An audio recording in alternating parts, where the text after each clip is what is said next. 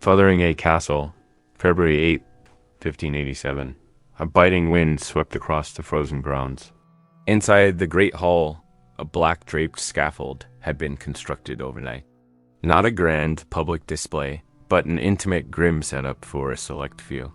English executioners stood ready with the customary axe, its sharpened edge glinting in the pale light. A hushed assembly began to form. Whispers carried on the cold air. Today, a queen will die, a cousin to the reigning monarch, yet deemed a mortal threat. Mary Stuart, the woman who had haunted Queen Elizabeth's reign for nearly 2 decades, was about to meet her brutal end.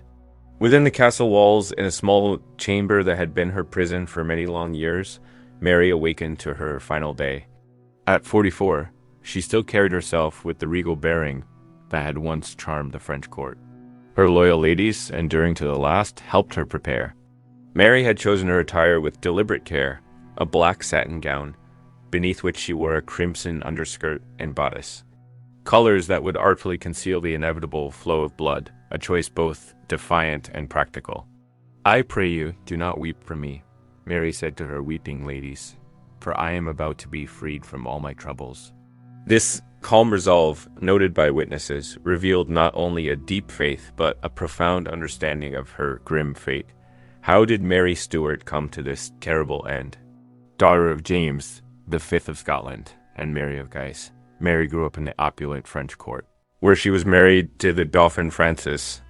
There, she absorbed a sophisticated education and the Catholic faith that would later define her struggles. Upon returning to Scotland in 1561, after her husband's death, she was a striking figure. With auburn hair, fair skin, and captivating eyes, she embodied the ideal of Renaissance beauty. But she possessed something more volatile, a claim to the English throne, a legitimate lineage through her grandmother, Henry VIII's sister, when Elizabeth I, whose legitimacy was often questioned, viewed Mary as a direct threat to her crown, a dangerous rivalry began to unfold. For 19 years, from 1568 to 1587, Mary remained a captive in England, a pawn in the intricate power struggles of Europe. Her presence fueled Catholic plots against Elizabeth, drawing the attention of the Pope in Spain and destabilizing England's Protestant foundation. In 1568, Mary fled to England seeking refuge from her rebellious Scottish lords, believing her cousin Elizabeth would offer protection. Instead, she found herself imprisoned. Mary's very existence was a constant peril to Elizabeth's reign. Multiple plots, notably the Babington plot, aimed to assassinate Elizabeth and place Mary on the throne. Mary's downfall began with these persistent conspiracies. After years of surveillance, the Babington plot of 1586, which directly implicated Mary in a scheme to overthrow Elizabeth, provided the necessary evidence. Francis Walsingham, Elizabeth's spymaster, orchestrated the discovery of Mary's incriminating letters. On October 11th, Mary was brought to trial at Fotheringay. The accusations were treason and complicity in plots against the Queen's life. Her trial, held without her preferred legal counsel, was a politically charged spectacle. Despite the overwhelming evidence and her eloquent defense, Mary understood the outcome was predetermined. A witness described how she maintained her composure, denying direct involvement but acknowledging communication.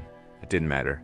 The verdict had been decided long before the proceedings commenced. Guilty, with a sentence of death. Elizabeth, showing a final reluctance, or perhaps merely concerned with the political fallout, delayed signing the death warrant for months, despite immense pressure from her counsel. The execution was ordered to be carried out swiftly and discreetly.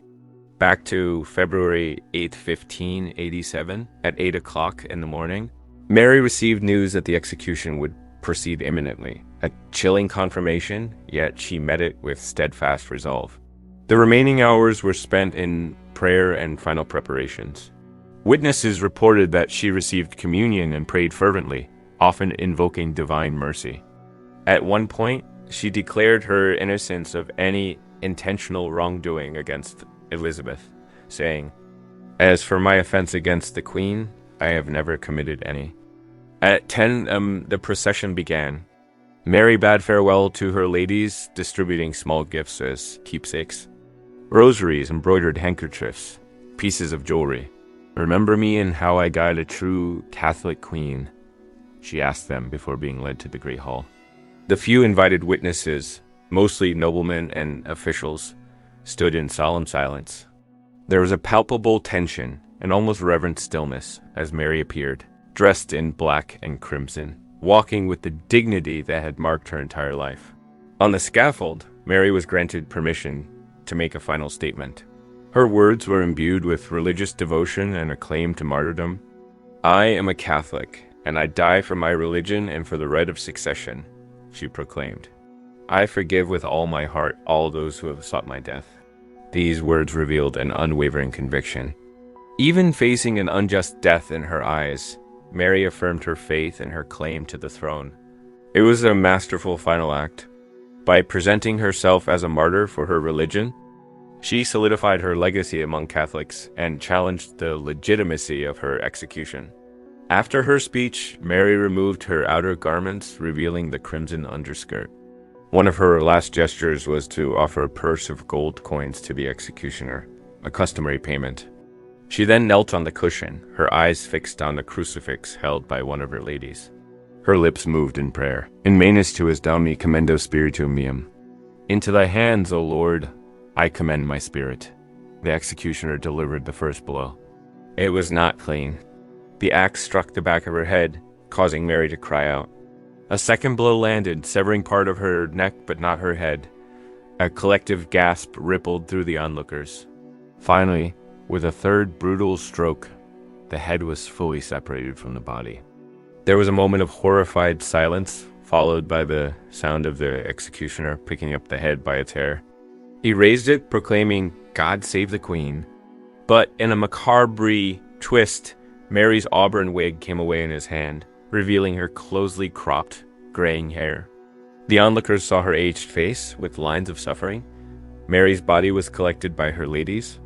A grim reality, her beloved little dog, hiding in her skirts, emerged, whimpering and covered in her blood, refusing to leave her side. Her remains were initially taken to the castle gatehouse, then secretly buried in Peterborough Cathedral. Later, her son, James I, who united the crowns of England and Scotland, had her reinterred with greater dignity in Westminster Abbey. Just yards from the tomb of her cousin and rival, Elizabeth I, Elizabeth I ordered all portraits of Mary to be removed from public view, and any mention of her claim to the English throne suppressed. This attempt to erase Mary's dangerous legacy, however, ultimately failed. Generations later, Mary's tragic story and her claim to martyrdom continue to resonate, particularly among Catholics. Today, the site of Mary's execution in Fotheringay is marked by little more than a mound of earth, yet her memory endures. For many, Mary, Queen of Scots, represents not just a tragic figure caught in the tides of religious and political conflict, but a symbol of enduring faith and royal suffering. The final irony is that her legacy, though fiercely contested, ultimately contributed to the very union of the Scottish and English crowns through her son, a union that Elizabeth had in her lifetime sought to prevent. A sacrifice that began on that cold February morning in 1587 when a queen walked with dignity to her gruesome end.